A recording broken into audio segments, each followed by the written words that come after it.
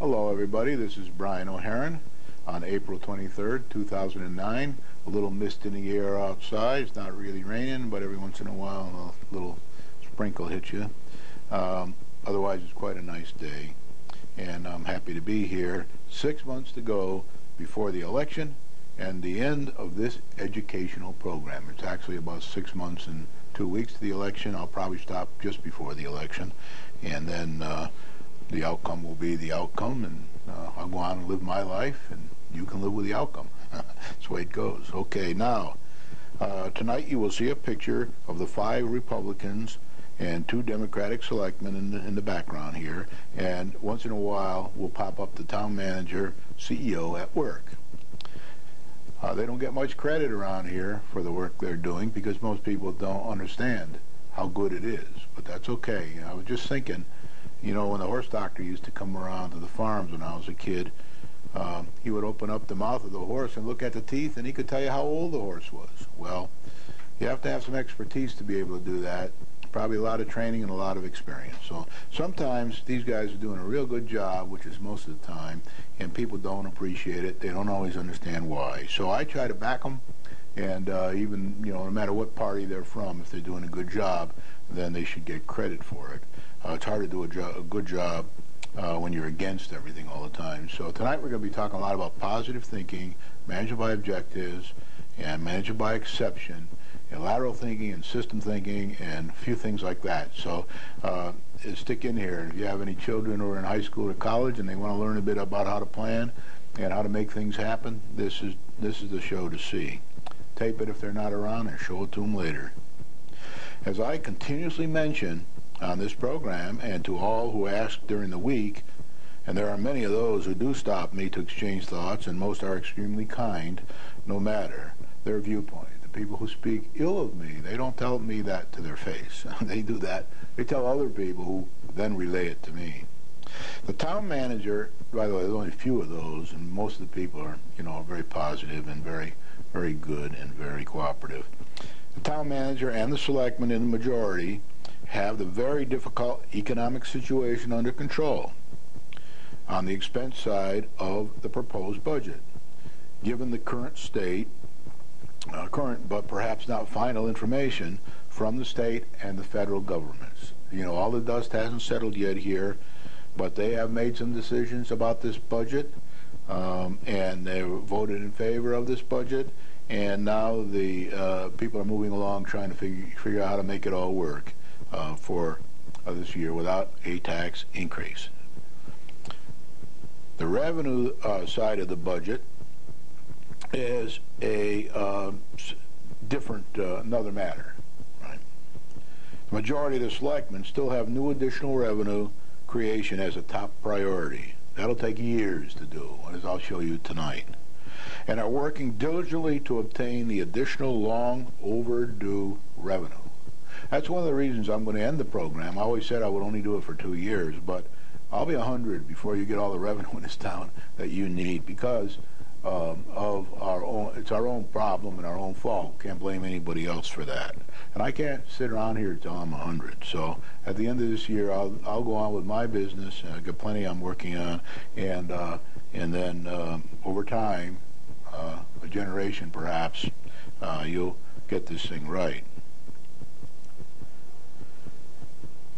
So these selectmen are working diligently to obtain the additional long overdue additional revenue that the town desperately needs. But as we all know, it can't happen in a few years, the way bureaucracies work, even though we are a smaller bureaucracy than the state bureaucracy, and that's smaller than the United States government bureaucracy, and that's smaller than the world bureaucracy. So the town revenue expense balance is too far behind to solve the problem in the next few years. The main candidates for additional revenue right now are the long overdue potential projects, commercial, industrial, and residential, along the enterprise corridor between Winston and Torrington. There are some in the rest of the town as well, but that's where the focus happens to be now, because that's where the space is, and that's where you can put industrial things all along the corridor, and that's where developers want to put large major developments. And then when that happens, retail people will want to put in retail stores to support the extra 8,000 or so people that'll be coming to town. Matter of fact, it's more than that. Well, it's a little less than that. 800, it's probably another 2,000 people coming to town. Sorry for that. The residential projects, though long overdue, are within the town's grasp over the next 5 to 10 years. Most of the major development projects are on hold. I'll go over that a little bit later in the program. The commercial projects are being worked on very slowly. A restaurant is added as another closes. A small business is added as another closes. A retail store is added as another closes, or is near closure. Some buildings and storefronts have been vacant for quite a long time. Others are for rent or for sale, to say nothing of the factory buildings that are sitting there empty, and some for sale, some not, and in a state of disrepair. The new industrial projects that could increase the additional tax revenue base are few and far between. Some existing industrial taxpayers are delaying expansion plans due to the economy. Others are laying off people and paying less taxes on equipment, and at least one is in bankruptcy proceedings. Still others may be considering consolidating regionally with other corporate locations. As you know, this has been a very difficult budget year because of the town's financial history, the poor overall economy, and the town's lack of preparedness for the unanticipated shock of the recession. The FY 2010-2011 budget may be worse. We're already getting signs of that. Tonight I will show you an upwards pressure chart like I used to do last year to illustrate this point.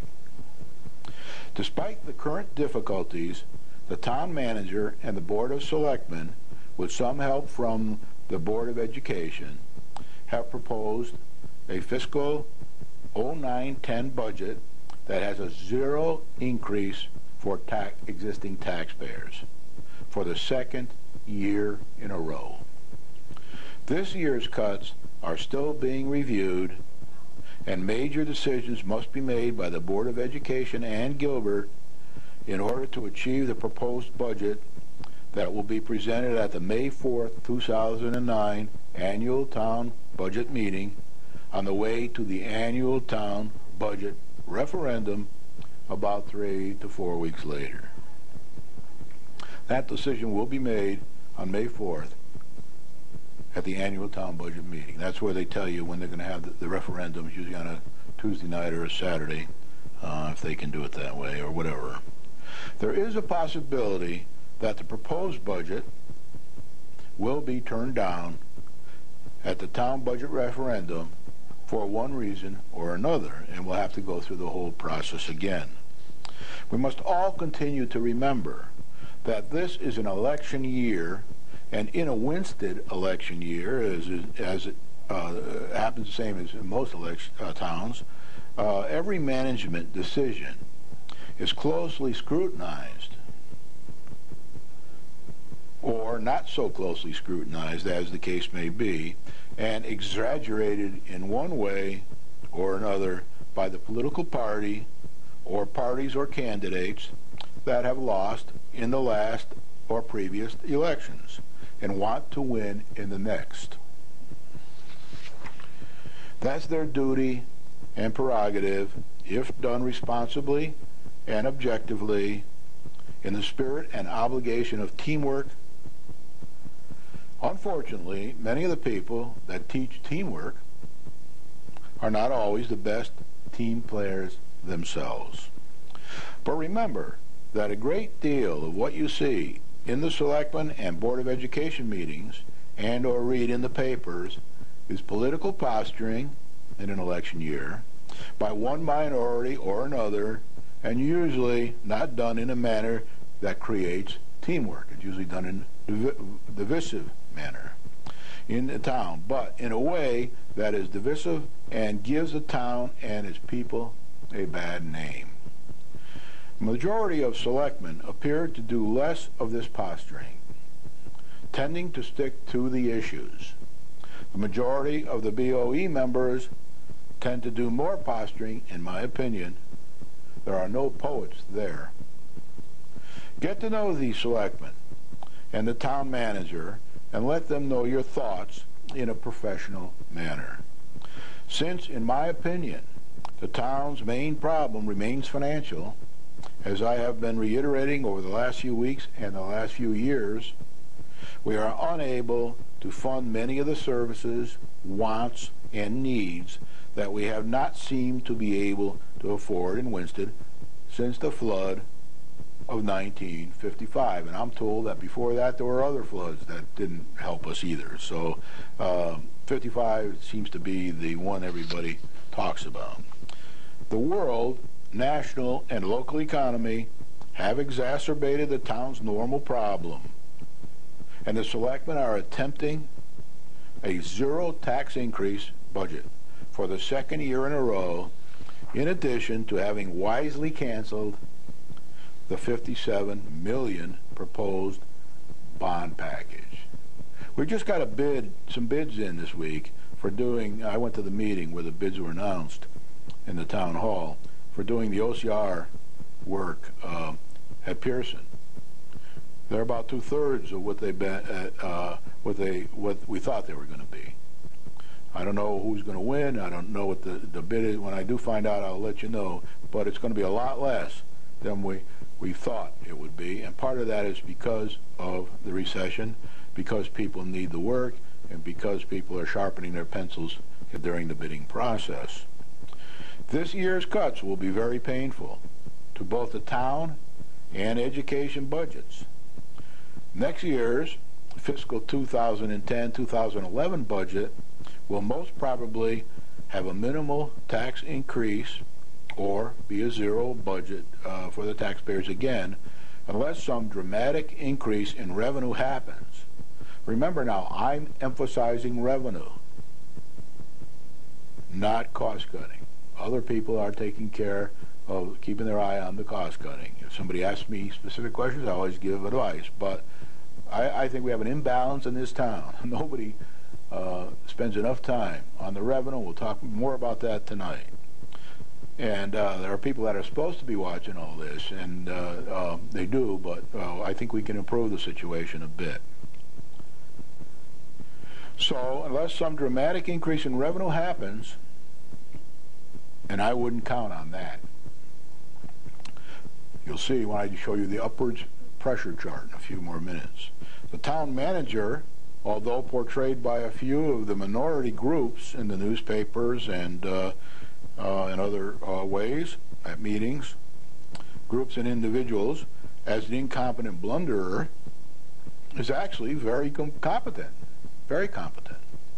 for those who can see the good that he is doing and those who recognize the approach that he is taking, which is basically fairly conservative, let's get it done approach. In business we say we don't want any surprises during the year. And although people do criticize a lot of the work he does, in the end it all comes out to be okay, and we're in fairly good shape here. Okay, he can't get it all done in a year. He's been here less than a year now, about a year. Nor can you, if you were there. And a lot of people have tried in the past. There have been a lot of town managers in this town just in the last 10 years. Nor can the selectmen. If we keep changing selectmen every 2 years, you're never going to see any improvement around here. The past 3 or 4 town managers were, although no disrespect to them, were not given enough time or support to build a base for an efficient operation. These things don't happen automatically. The team has to work together for a long period of time with the same philosophy, changing from time to time where necessary. There was a fellow who told me when I worked in England, I've mentioned on this program once before, that if you plant a tree, or a bush, you can't keep picking it up every day, pulling it out of the ground to see how the roots are growing and expect it to grow. So we got to be the same here with our town manager and our selectmen, as well as a lot of the commissions too. Competent managers anywhere in this world, even if it's within a household, do not like to be given micromanaged, and will often leave if not given the support and opportunity to do the job they were hired to do correctly. After all, it is their reputation that's at stake. The annual town budget meeting will be held on May 4th, 2009 at 7 p.m. in the Gilbert School Auditorium. At this meeting, the budget can be decreased, but not increased. And at this meeting, a date will be set for the annual town budget referendum. All are welcome. At the annual town budget referendum, the voters will accept or reject the proposed fiscal 9-10 budget. If the proposed budget is rejected at referendum, the entire process will be repeated again and repeated until a budget is passed. So now I will go to the agenda, and you'll be able to see what we're going to talk about tonight. I already made my comments, and again, revenue. I can't say it enough. Maybe I ought to write a song about it. Somebody asked me once a few weeks ago why I don't sing on this program anymore, and I say, well, these are tough times all over the world and in Winston, and it's hard to write songs and sing songs when we're in such dire shape. Town budgets, I'm going to talk about first, fiscal 9 and 10. Then I'm going to talk about the fiscal 10-11 upwards pressures on the budget. That means that we're going to have to scrape around to find money for that budget as well, because of a few things which I'll explain.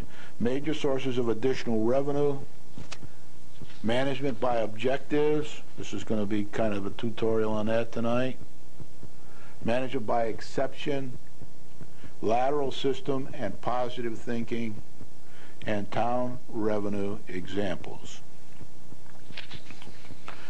The fiscal 9-10 budget, you should know this by now, but for those who work out of town and who travel a lot and who only watch the program occasionally and don't read all the newspapers, this year's budget has been agreed by the selectmen and the Board of Education, and we'll be going to that May 4th annual town budget meeting. with a 0 tax increase if it gets through the budget meeting and the referendum. So if approved that referendum, there will be a 0 tax increase for the second year in a row.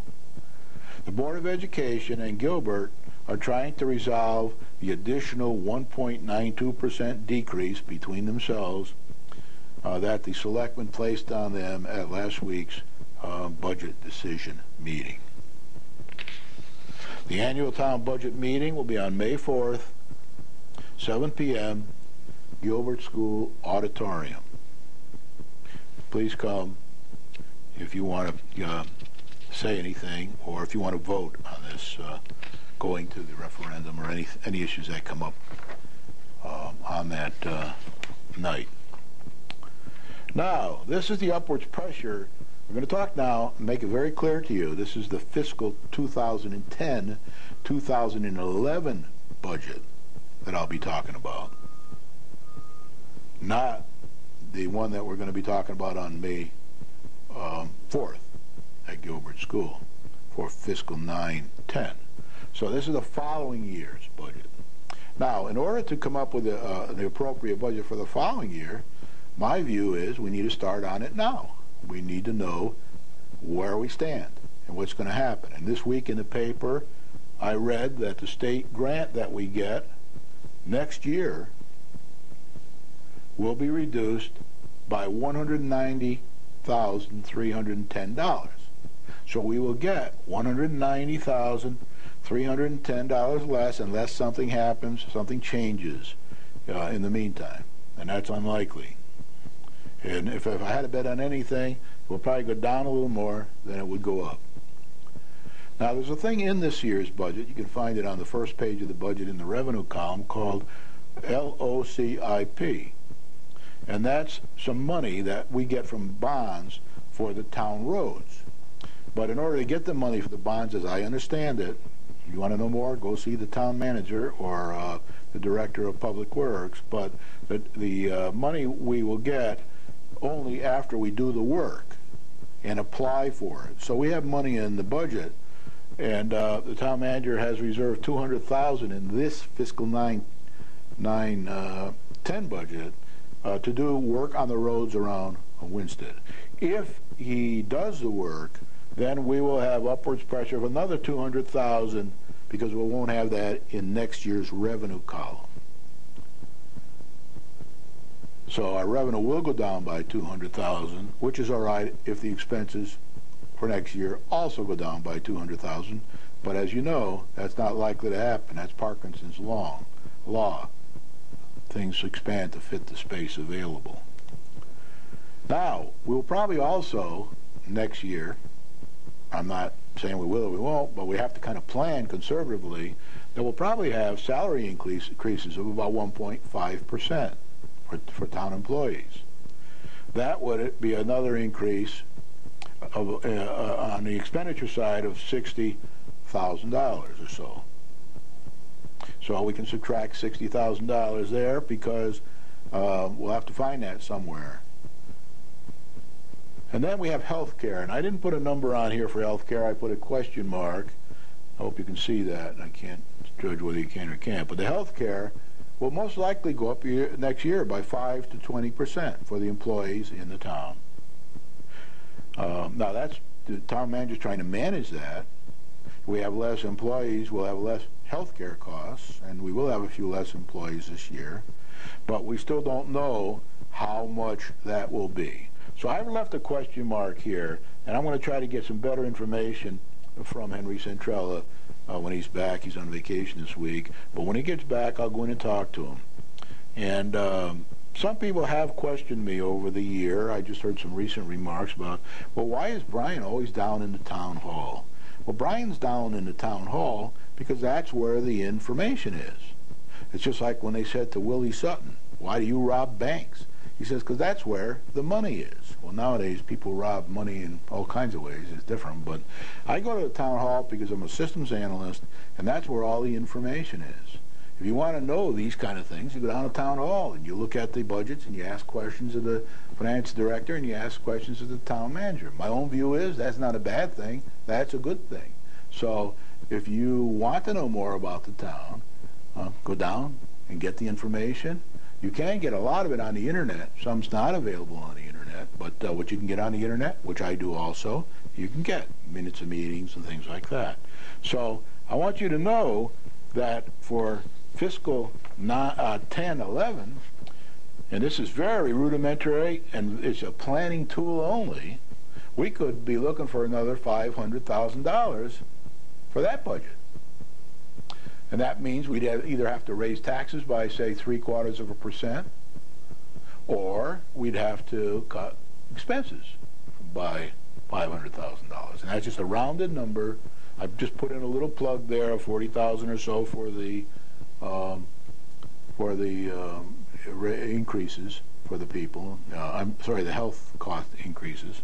Could be more than that. If the health costs go up 20%, then we may have a bigger problem. Remember, just a couple of years ago, it went up 19%, the health costs for the town. I think it was just 2 years ago. So that's the number. We should think about it now. We should start planning for it to happen. If it doesn't happen, then we're better off. We don't have to worry so much. It's easier to back off a plan than it is to scratch one together at the last minute. You got a year to think about this 500,000, where it's going to come from, whether we're going to raise taxes or whether we're going to cut more expenses. How are we going to handle this? And you know what Brian's answer is? Brian's answer is always the same. You gotta watch your expenditures forever, but you gotta get the additional revenue up. And until we can get to the point where we can do that, we're going to have this problem even in good years. Because I'll guarantee you, sooner or later, we're going to go back to tax increases, but we're not going to be able to get 8 or 10% from the taxpayers. That isn't going to happen.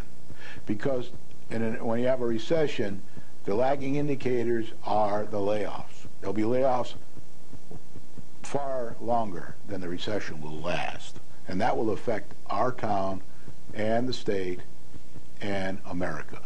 Tonight, I'm not even going to talk about the federal, because I think that that's going to take a long time. I'm beginning to see the picture there. It doesn't happen as fast as I thought it was going to happen. Maybe next week we'll talk more about it, but we need to concentrate on our own town. How can we solve this problem ourselves? As I always say, if we had another $1 million this year from a development or another factory in town, or other things like that, be more than one factory, but if we had $500,000 to $1 million in town extra, we wouldn't be in the pickle we're in right now, despite the recession we have in America. And if we had another 500,000 in, we could a year we could match this, right? So it's a question of many things. So I'm going to talk about that for the rest of the program. What about this revenue situation? What else can we do about it? I'll try to bring you up to date on a few things, and then I'm going to talk about how we should approach managing it from Brian's viewpoint, using techniques that I have been successful with over the year and others have been successful with, including the businessmen that run their own companies and are now trying to help run the town. So what are the major sources of additional revenue that are under our control, the town's control? Well, residential projects like the ones that we have, about 4 of them, which I'll list here pretty quick. Retail businesses, more retail businesses in town, and more industry in town, more helmets. That's what the 3 things that we need to look at, and to try to get the additional taxpayers into town to help carry the load that we have on our shoulders here. Now, major residential projects. Right now, we have the Platte Hill project, which has been on hold for a few years, I think since '03 or something like that. I mean, a long time. They have their permits, but nothing's happening there. The Wallens Hill project, housing project, that's kind of on hold now as well, I'm told by the town officials. The Highland Ridge Estates and St. Anne's Country Club, which still has to get its permission to get the water and sewer down the Enterprise corridor, and it has to get its permits from the DEP and Army Corps of Engineers for the golf course. And most people feel that the golf course is good for this area and this town. And certainly these housing projects are good for this area and this town. And the next one is also along the Enterprise corridor. That's Aurora Estates. Now those are the ones I know about. This is 225. This one units. This one here is about 445 or 55. I forget the exact number, but you know it's quite a bit. And you multiply that by 2, you get about 800. Well, you get about 800 times. You have another couple thousand people, but it'll be a lot of jobs. It'll be a lot of 2,000 people spending money in town. It'll be very good. A lot of taxes, a lot of water and sewer hookups. So we need to get moving on that. And then any other ones I don't know about. Maybe there's some coming in. Maybe there's some here that I don't know about. But if anybody knows about them, they should list them so we can talk about them. Retail, well, we got that Kentucky Fried Chicken building down there that's empty. And, of course, people are paying taxes on it. But it's not thriving. I was told today by some realtors that it's still not sold. It's still for sale. And not much is happening in that area. Now, there's plenty of other retail things happening in town. As I said in my introduction, one comes, one goes, one comes, one goes. Some are going and nobody's coming, that kind of thing. So that's the one I'm using for you as an example tonight. The next is industrial. There are 2 here, and I put Highland Lake Hotel in here, but maybe should be in a different category. But industrial, I put Lambert K, the famous building that we, the town, own, and we're trying to sell it and get it on the tax rolls, and been doing that for years. And the Highland Lake Hotel, which is, I'm told again today, that about a week ago was put up for sale again, up on Highland Lake, the property. And you know, we don't have any hotel there, and I can remember we thought we were going to get a hotel there years ago, but for all kinds of reasons, I'm not placing blame on anybody here, we don't have that hotel. And then question mark, you know, for whatever else industrial we have coming and going here in this town. So that's where you're going to get this additional revenue I keep talking about. The regular stuff, adding to a house, adding a new home being built here and there, adding addition, adding a chicken shack or a garage, that's all kind of taken up in the $1 million increase we get every year anyway. That's permits and water and sewer hookups and all that kind of stuff, although the water and sewer is in a different budget. So this is where the big bucks are, in those areas I just talked about. And that's what we got to concentrate on. As a town, the whole town's got to concentrate on it. If we keep pulling ourselves apart, it isn't going to happen. Now, there's another category which I'm not going to concentrate on tonight, but it's very important to the town. The EDC is concentrating on it, and other people, and that's things like things that will attract visitors to town. They'll also pay taxes, don't get me wrong, but some of them won't pay taxes if they're state or they're tax-free organizations. But the Wall of America, they're still working on that, and they're going to have a big mural in there, and people can come and from all over, and it'll be available on the internet from all over the world. So that's expected to attract a lot of tourists and people to this town that will spend money in the stores and shops and hotels and restaurants, and that will attract, in turn, attract more stores, hotels, and restaurants. It's sort of a symbiotic thing there. The Tort Museum, if indeed that is still happening, I don't know if it is or it isn't, but the Tort Museum they've been talking about down here on the corner of Route 8 and the Main Street. And if that's done, that's going to be a boon for people around the world using it on the internet, and people coming in, busloads of people, to see the exhibits and to have mock courtroom trials and things like that. So that would be a very good thing for the town if it ever happens. My view is we should make these things happen. You know, there's no ifs, ands, or buts about it one way or another. And then the Highland Lake Hotel, I put that here because that will attract people to the hotel rooms. This phone always seems to ring when I'm here, so I don't know why. But, so that will attract people to the hotel rooms, and it will also, of course, pay taxes. I don't think anybody's here to shut the phone off, so it'll ring for a few more minutes. Now, management by objectives.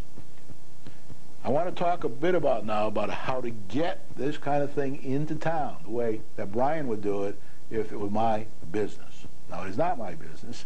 I can't do it the way I do it. But you can use the techniques, and instead of getting it done in a year and a half, you'll get it done in 5 to 10 years. But that's just the nature of bureaucracies.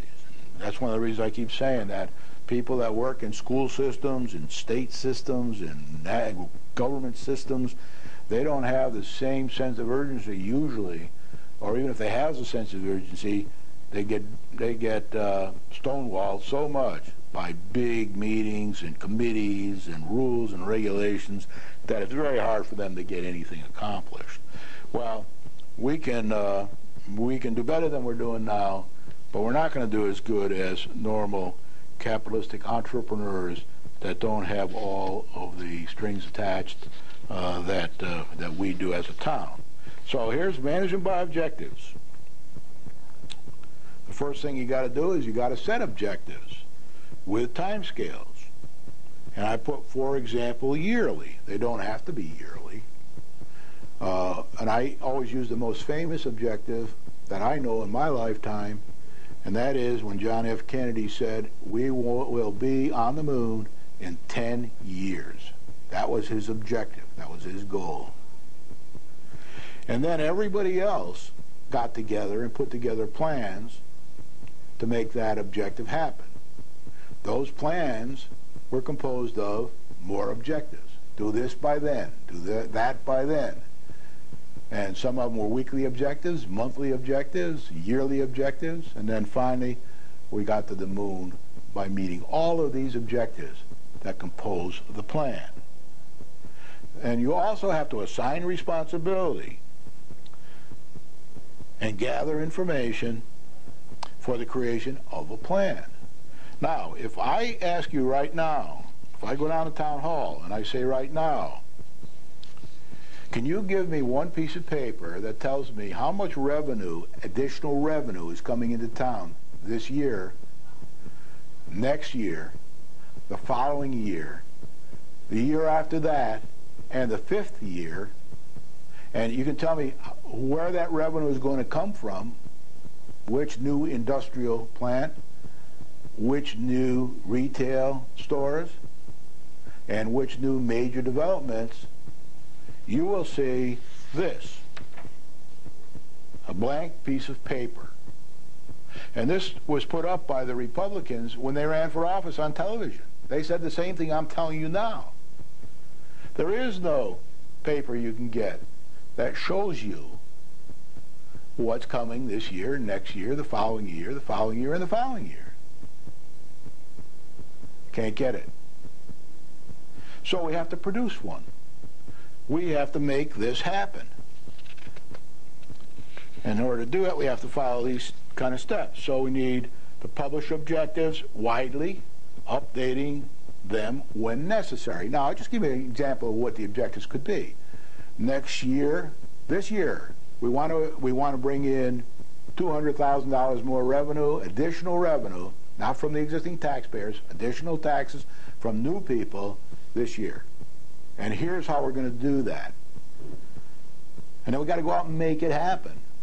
It isn't just going to sit here and wait for it to happen. You've got to go make it happen.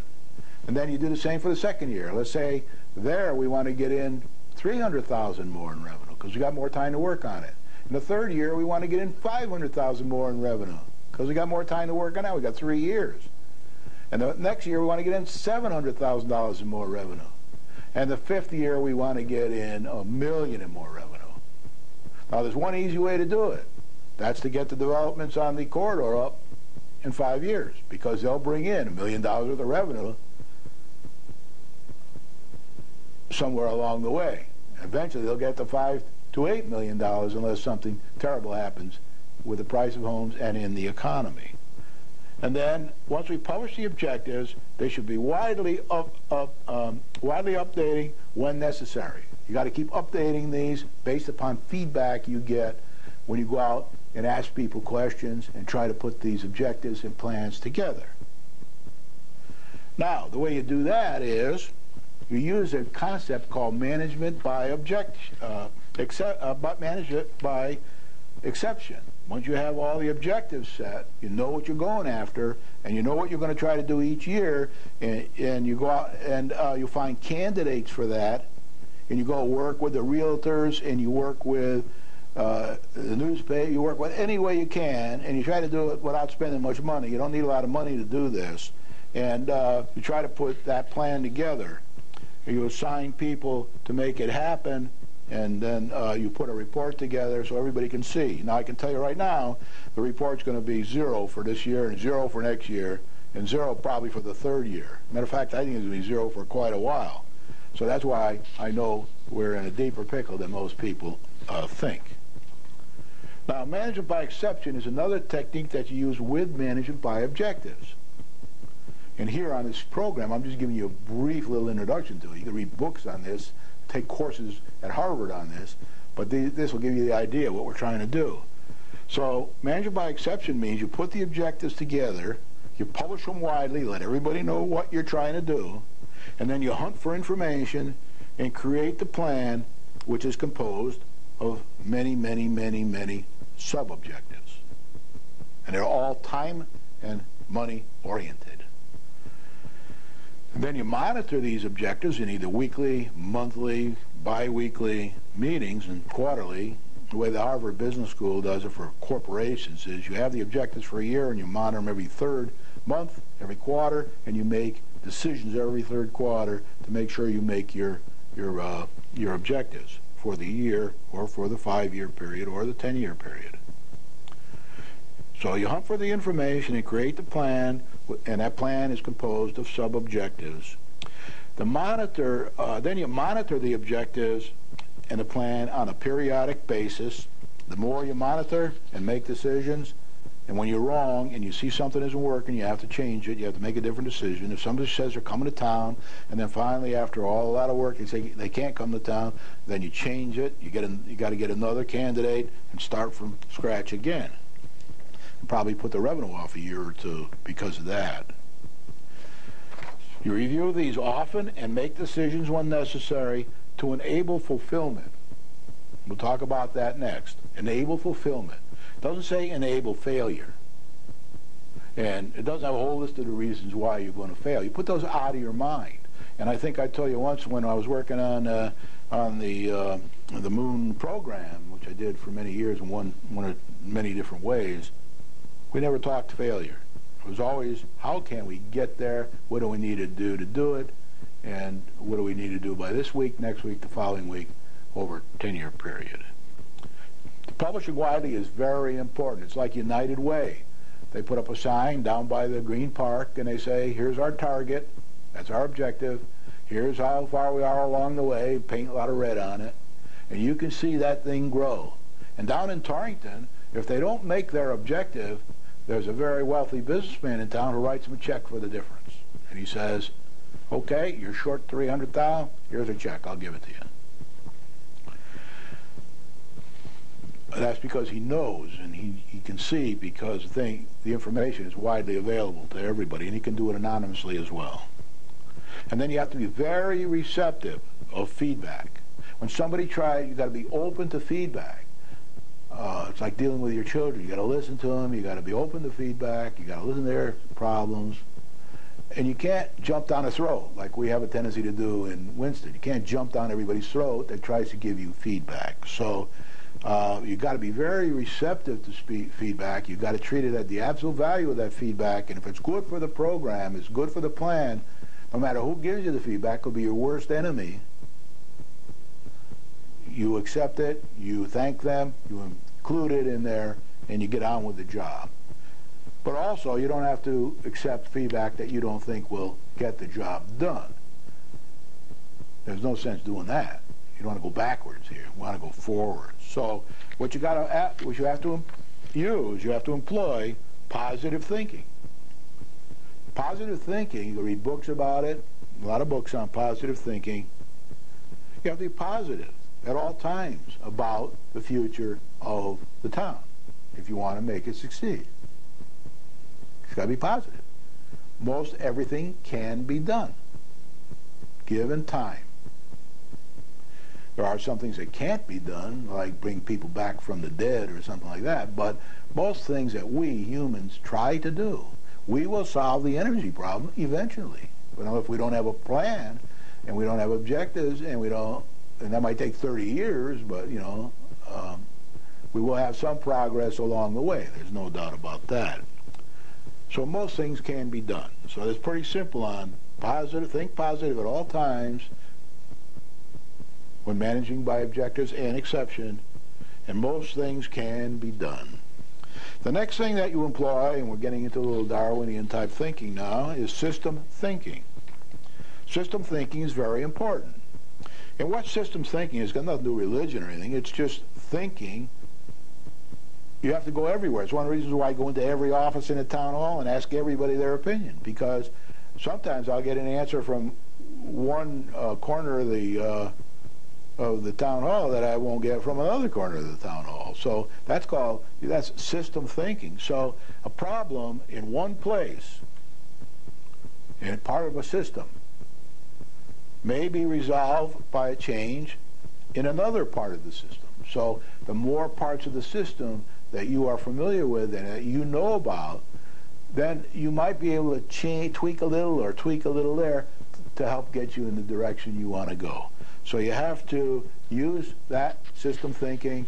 You have to go out there and try to understand the problem and try to find out how we all together, our different parts of the system, can help to fix it.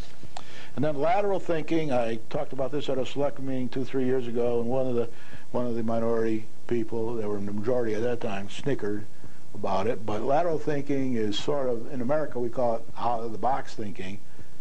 But I have a very good friend named Dr. DeBono, Cambridge, England, that I worked with quite a bit. He's written many, many, many books about lateral thinking. And lateral thinking is, don't be trapped in one thought process. Not like the way we do it at the school or the way we do it in our business. You can't be trapped into any of that. Don't be trapped in one thought process. Consider alternative methods of solving problems. And these might come from other people who have experience solving problems in a different way than perhaps you do, right? So that's what you want to do, and that's one of the reasons why we employ consultants a lot, engineers and things, and to get their input on solving the problems. And the other thing is, try the easy approach first in lateral thinking. Now, Dr. DeBono wrote a book on lateral thinking, well, many, many books, but the example he used is once he went into Cambridge and they closed the gates at 10 o'clock at night, they locked the gates. So he got there at 10:15 and he climbed up to the top of the gate, which was considerable work and danger. He jumped down onto the ground on the other side of the gate, and the gate swung open. It wasn't locked at all. He just presumed it was locked because they locked gates at 10 o'clock. Now, what he should have done, according to him, was just try the gate first. If it opened, he wouldn't have had to climb over it and jump down, perhaps breaking a leg or whatever. So those gates are pretty hard over there, high at Cambridge. So that's an example. You can't assume that kind of thing. You've got to try it and then do the tougher things. So try the easy approach first. Be careful on these kind of things. So that's that. Now what I'm going to do is take you through a 5-year plan for it's a set of objectives more than anything else for our town to get revenue. So here's the first page. I had to blow it up. I do have a small version of this, which is only on a couple sheets of paper, but you wouldn't be able to see that on television. So what I did is I blew it up into bigger type so I could explain it to you. So in order to get new revenue into town, and we have to produce a forecast that I can give to you or your uncle or your brother or your son or anybody else who comes to town, the newspapers, the radio stations, television, anybody who wants a copy, they can get it at the City Hall once it's produced. There is none now. It's a blank sheet of paper. So for year one, the grand total of what we're going to get in this year is probably zero in additional new revenue.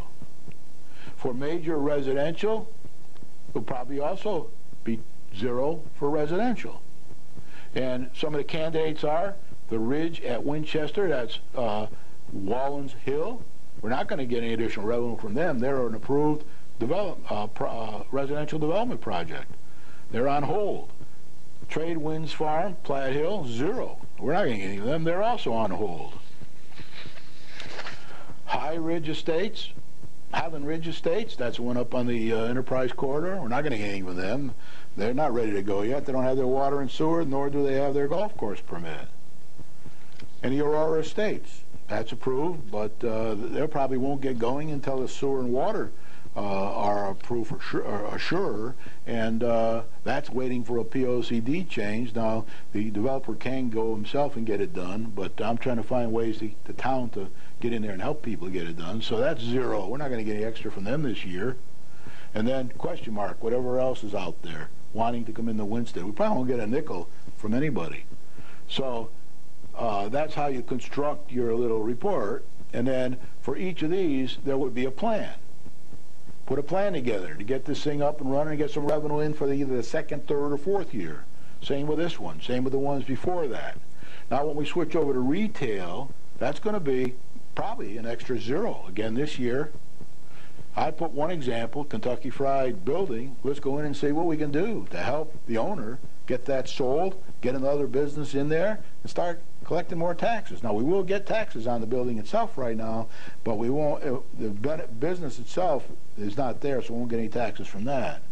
And then there'll be a second one, a third one, a fourth, and a fifth. I don't know what all these are, but EDC or somebody like that will have to find out and begin to build this report. Industrial, two candidates, and maybe the Lake Hotel shouldn't be here. Maybe it should be in retail or something. I don't know, but I just put it in here because I thought that would be a good place for it. Industrial, Lambert K Building, nothing happening there. That's been going on for years. That'll be zero extra revenue this year.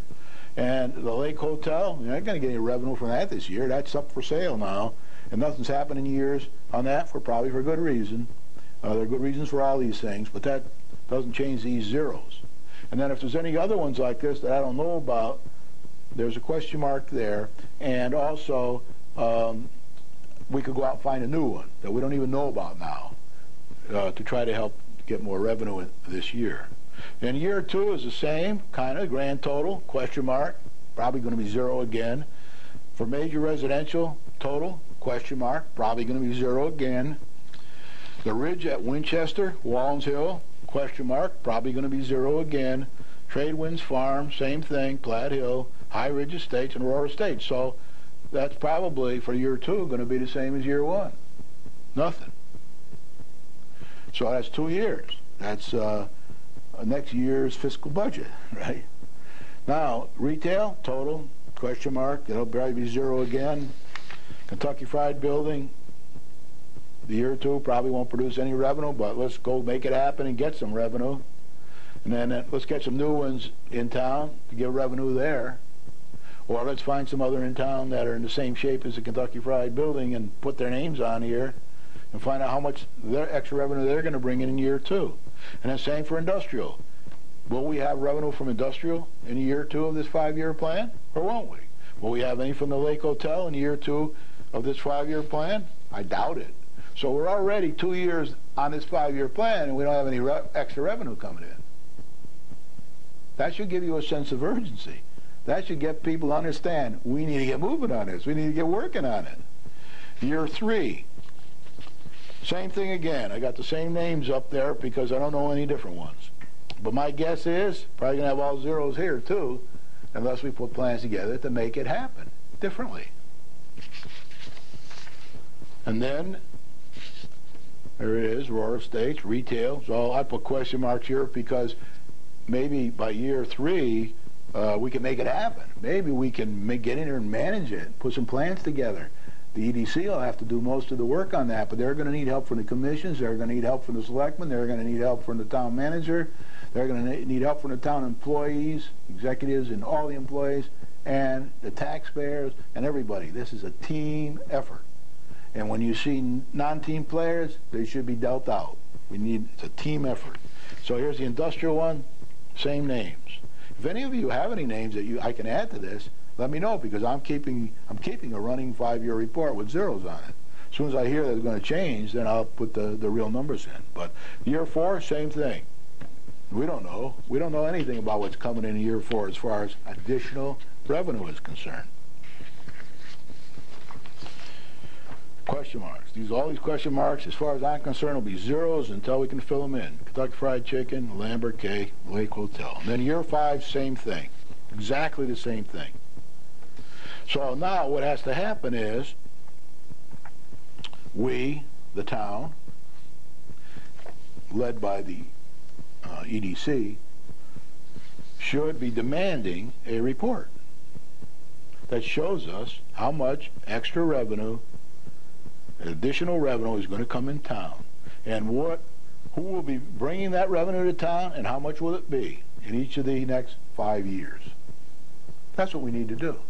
If we don't do that and manage it and review it every month to see what's happening here and assign one person to make that happen, another person to make that happen, go talk to realtors, go talk to anybody you can, try to network as much as you can, talk to the presidents of the existing companies and see if they can get it. Now, the EDC is already doing some of this work. I'm not in any way saying they're not trying hard to do all this. The problem is it's not managed by objectives. The problem is you can't see where we stand.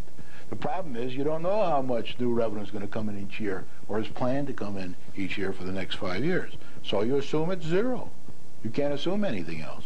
You've got to assume it's zero. So this is what has to happen.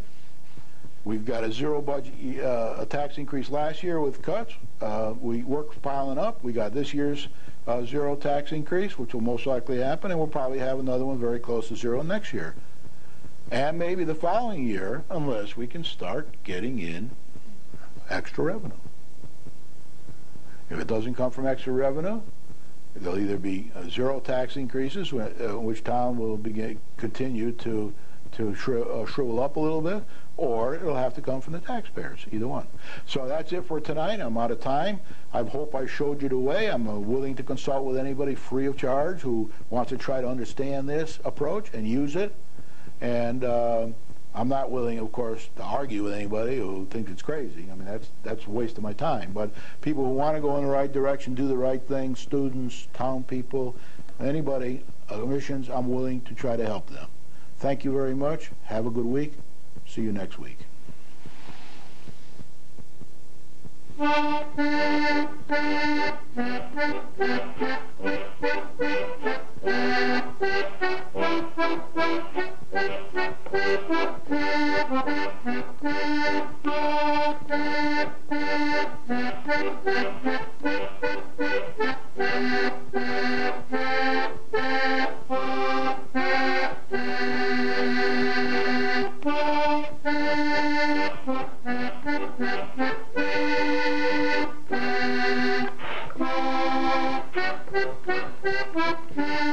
Thank you.